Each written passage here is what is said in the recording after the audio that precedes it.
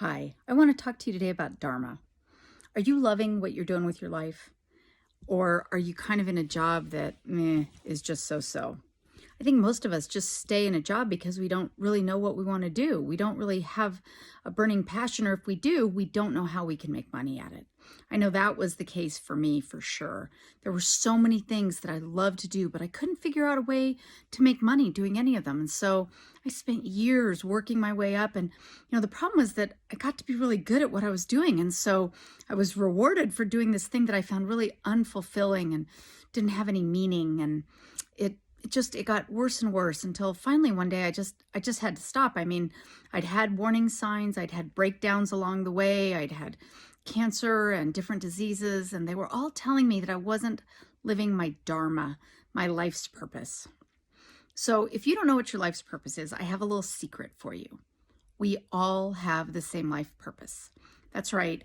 You have the same life purpose I have as everybody else has. Now, that's going to sound a little jarring. Aren't we all out there looking for our life's purpose? Well, yes, but your life's purpose and my life's purpose is to express and experience joy. Express and experience joy. That's everybody's life purpose. Where we get the individuality is that the way you express and experience joy is different from the way I express and experience joy. So we need to find our life's purpose, but by finding what makes me express and experience joy. And then, if you're worried about not knowing how you'll make money at it, that's okay. There's always going to be a way for you to make money at it. One good question to ask is, what would you do if you knew you would fail? Now, listen to that again, because you probably expected me to say, what would you do if you knew you couldn't fail? That's a question we ask a lot, and it's a good question. But what would you do even if you knew you were going to fail? Because then you knew you were doing it for the sheer joy of doing it and not for the accomplishment that you're going to expect on the other side. So when I first started this journey, I went through a lot of different things. I love to teach. I love to learn. I went and I got a PhD because I thought that was my path. But what I love to teach and what I love to learn were not necessarily what I got my PhD in. So that was a problem.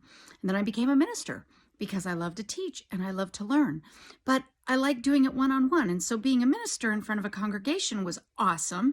Loved my peeps. But I didn't want to be that far removed. Finally, I came to coaching because I get to actually talk to people like you all day, every day. So ask yourself, what would you do even if you knew you were going to fail? What makes your heart sing?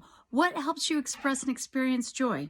And that's when you know that you're living in your purpose. And then have the courage to go do it.